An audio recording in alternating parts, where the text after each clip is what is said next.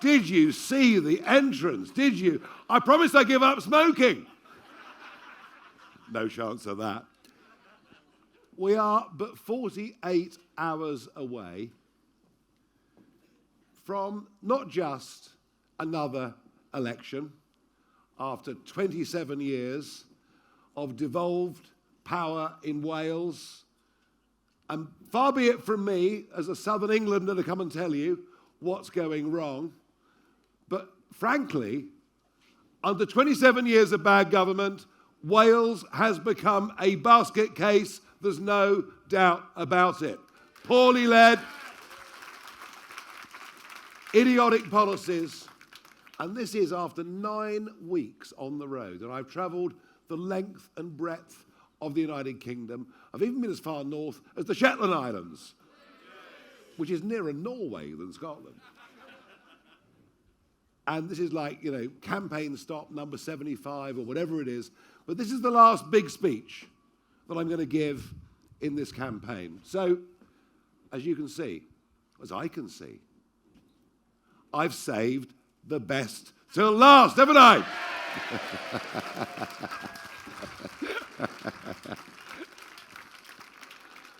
But the fact we're here in Merthyr Tydfil is no coincidence, because there is something hugely symbolic about this place, and it goes back over 125 years. It goes back to 1900, when Keir Hardie was elected as the local Member of Parliament, and he served here for 15 years. And in 1906, here in Merthyr, he founded what we now know as the Labour Party.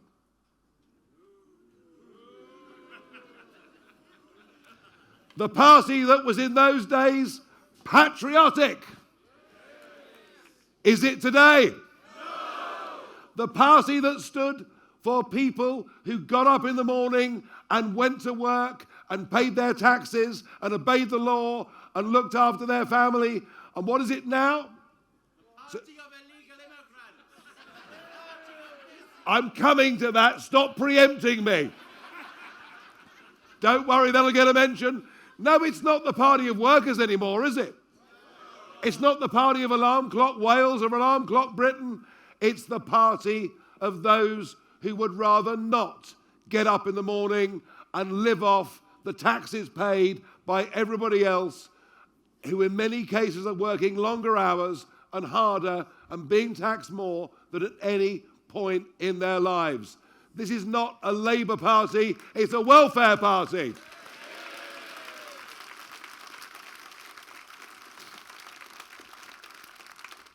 Well, Keir Hardie may have started it, but from 1918 onwards, Merthyr, these valleys, have been totally dominated by the Labour Party. The Labour Party have not lost an election in Wales for over a century. Think about that.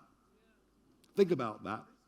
And that's why I chose to come here this evening for my last big speech of the campaign rally, because what is about to happen here on Thursday is that the party that has been able, frankly, to take Wales for granted for over 100 years, on Thursday will deservedly get smashed to smithereens by the electorate.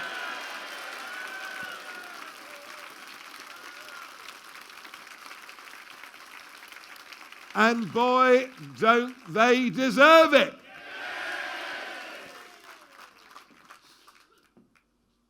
Some of it's unbelievable.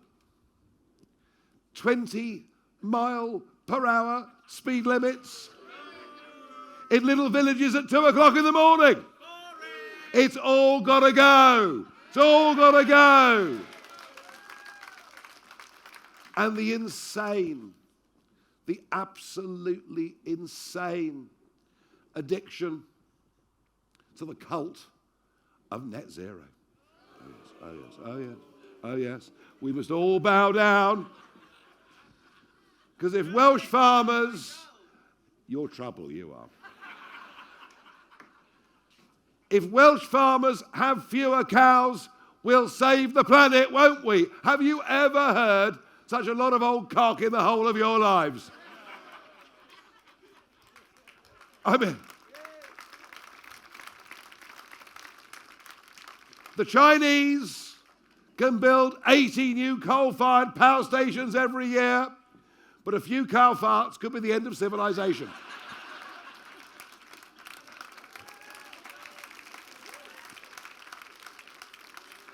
And I've seen and I've met and spoken to Welsh farmers, both in the north and the south of Wales, and seen the incredible bureaucracy they have to go through when everything that is put upon them by those in Cardiff is by people who, frankly, would barely know one end of a sheep from another. At least I hope not. Sorry, I must behave. I must behave, I'll get in trouble. I've got to stop being me. No. I should become a bit more like Keir Starmer and stand here and read off a pre-prepared script, which I have to look down on every 2.8 seconds because I'm totally incapable. And that's what you're going to get with reform. What you're going to get with reform are real people from all walks of life who bring experience and passion into politics. And yes, we've got those that are standing for us with considerable political experience.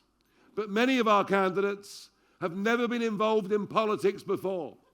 But they can see the terrible direction that Wales is going in. And they know there is one word, one big word, that is perhaps the most single important word that needs to be in voters' minds when they go to the ballot box on Thursday. And that is change. Do you want change in Wales after 27 years of Labour? Because you won't get it if you vote Labour, and you most certainly won't get it if you vote Plaid. If you have a look at the backgrounds of most Plaid candidates, very few of them have ever had a proper job or a real life in the community. They are political apparatchiks. They are hard leftists. Many of them have very, very extreme views and are frankly just plain anti-English. Well, we believe in the United Kingdom. We believe in all the parts of the United Kingdom. And the amazing things through history that we have all done together. And they've spent much of the last 27 years helping prop up a Labour government. They have similar views, whether it's on transgender rights, which they think is a massive priority, or, I'm ignoring you, quite sensibly, I think, or the lunatic addiction to net zero, or, of course, that Wales should be a nation of sanctuary. Oh, yes. Let's not worry about ordinary Welsh folk. Let's not worry about retired veterans. Let's make sure that people who come into Britain illegally, in dinghies, across the English Channel, who throw their passports into the sea at the 12-mile line, let's make sure they go to the top of the social housing list. And it's wrong, wrong, wrong, and only we have got the guts to stand up and fight it.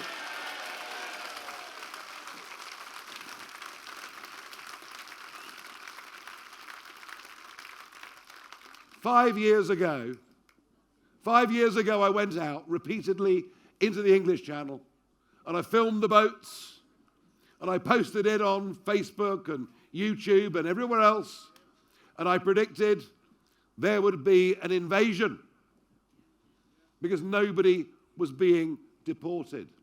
Well, you'd have thought from the response from the establishment that I should have washed my mouth out with soap and water. How dare I use such a dreadful word? Well, this week we will go through 200,000 people that have come into Britain via that route, the vast majority, young men of fighting age about whom we know nothing. And this poses a threat. A threat not just to our finances, because it costs billions, but it poses a threat to the safety of women and girls in this country.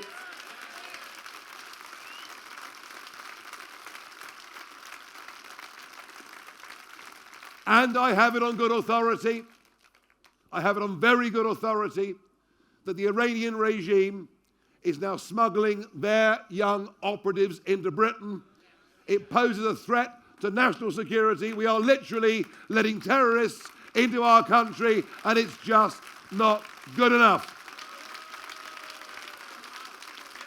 Just not good enough. The Conservatives in power nationally were as good as useless. Promises to stop the boats, Rwanda plans and much else. But of course, they would not do the one thing that needed to be done so that we could deport those we don't wish to be in our country. And by the way, there's 190 countries in the world where if you enter illegally, looking at you, sir, if you enter illegally, you'll be banged up and deported, and quite right too. But we've allowed the European Convention on Human Rights to be written into UK law that now means the judges won't deport people if, one of their kids likes chicken nuggets or, I don't know, God knows what. And we are the only party who have been committed now for years to leaving the ECHR and getting back control of our borders properly, which frankly is why we voted Brexit.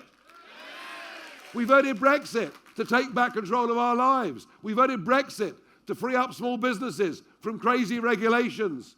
But a Conservative government that didn't believe in it never, ever delivered it, and frankly took us for mugs. But now we have a Labour Party in government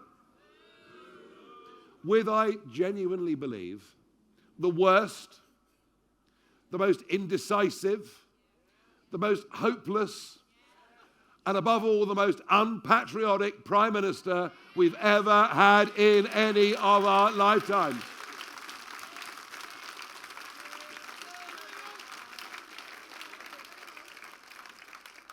And even the Home Secretary, Shababa Mahmood, do you remember she was talking tough? Talking really tough? What she said today is we must allow more people, more refugees to come into Britain legally. So rather than coming by boat, we'll just open the doors and let them in. They're hopeless, they're useless, and yet what's going to happen in Merthyr, and what's going to happen in Sunderland, and what's going to happen in Barnsley and St Helens and many other parts of this country is Reform are going to take the patriotic old Labour vote. We will, and we'll carry on with this message. Vote Reform on Thursday and get Starmer out.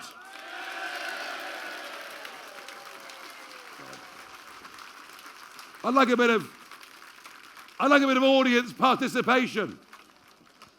Vote Reform on Thursday and? Yes, I couldn't hear you. Vote Reform on Thursday and? Yes, quite right. And then they'll probably get someone even worse. Even worse. Well, it could be the lovely Angela. It could be. I mean, I don't know. I don't know. There was a strange moment last year when she was voted the sexiest female in Parliament, and even more unlikely, I was voted the most sexy male in Parliament. But I promise you, we haven't been out, all right? Nothing's happened. I mean, honestly, Your Honour.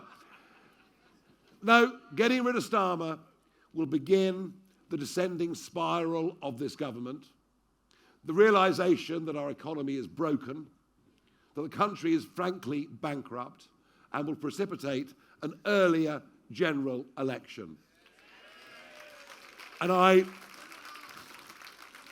still believe that a general election next year is likely, and again, that's why I'm here in the valleys and why this vote here is so historically significant in many, many ways.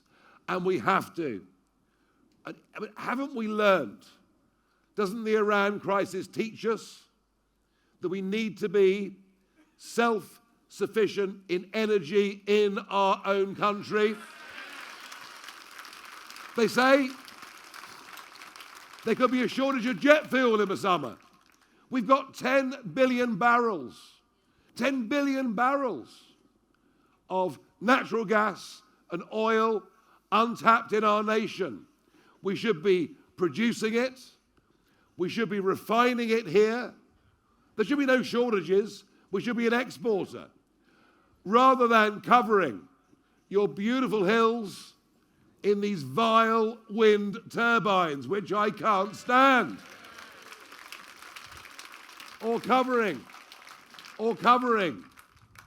good agricultural land with inefficient solar farms. This is all complete and utter madness. And the same goes for food. We're paying Welsh farmers not to produce food.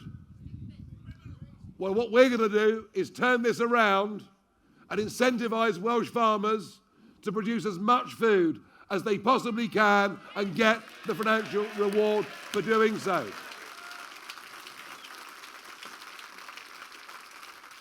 And Wales and many other parts of the UK need to reindustrialise. But we now have, because of subsidy and net zero lunacy, the most expensive energy prices in the world. That is why Port Talbot's gone. We still need the steel. And yet we're happy to export that production to India and elsewhere in the world. Let us think differently. Let us think about our nation. Let us think about our people. Let us think about prioritising our own people before anybody else. Let us think of aiming to produce energy, to produce food, to produce steel, to produce our own manufactures in a very uncertain and dangerous world. Ukraine and Iran should have taught us that. Let's reindustrialise South Wales. Let's give people well-paid jobs. Let's get Wales back to work again.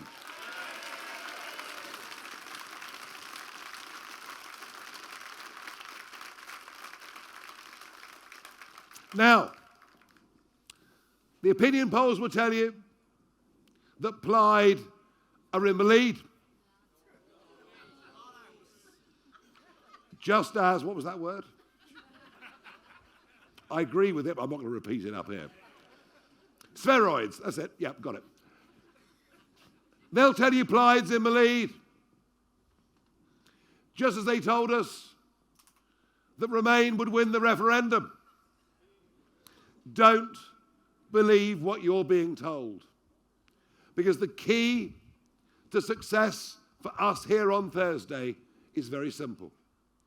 There is already, in my opinion, a majority for good common sense, a majority for decent patriotic values, a majority that believe, as we believe, that family, community and country are the things that matter to most of us, that we stand up for, defend and fight for.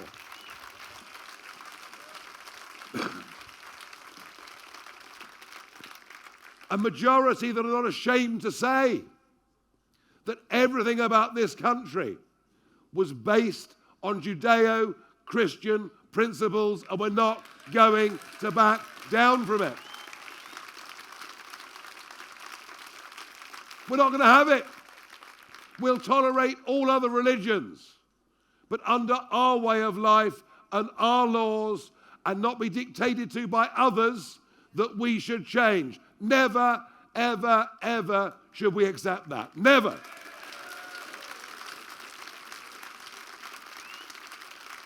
So the majority is out there.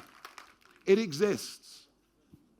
What we have to do is to get them to actually physically go to the polling station this Thursday and put their cross in the right place. And that is where you, and by the way, it's incredibly brave of you to come to an open-air event in early May. No one's looking too cold, I'm pleased to say. But I've come to Wales and it hasn't rained. It's extraordinary. Whoa. It might in 5 minutes. But you people that have turned up tonight are amongst our most loyal, strongest, most passionate supporters. You are part of the People's Army that we've built over the course of the last few years. And it's a People's Army motivated by love and belief and passion. You're all members of the People's Army. Are you all signed up? Do you agree? Well, I want you as the People's Army, in the next 48 hours, please, to do some marching for us. And that marching means speaking to friends, speaking to family, speaking to neighbours, speaking to people wherever you go, whether it's the golf club, the pub, the bingo, whatever it is. You can all do your bit, can't you, to get a few more people to go out and vote reform on Thursday. Something very, very big is happening in Wales, is stirring in the valleys. You all know it. I'm proud to be a part of it. I admire what my team have done here. I think Dan Thomas has proved to be an absolutely excellent leader. He's performed brilliantly.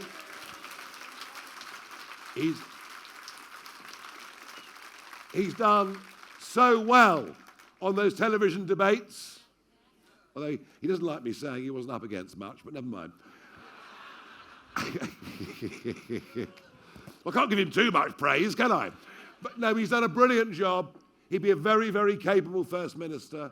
I know it's a big mountain to climb, but we are going to make a massive impact here. And who knows, we could do something truly, totally extraordinary. This is my 10th visit to Wales over the course of the last few months. And I've been here over the years many, many times. And I think Wales deserves better than the Labour Party. It certainly deserves better than Plaid. And let's start a political revolution here in Merthyr, here across Wales. Let's do it on Thursday. Let's make history. Thank you for coming. I'm proud to be a part of it. Thank you.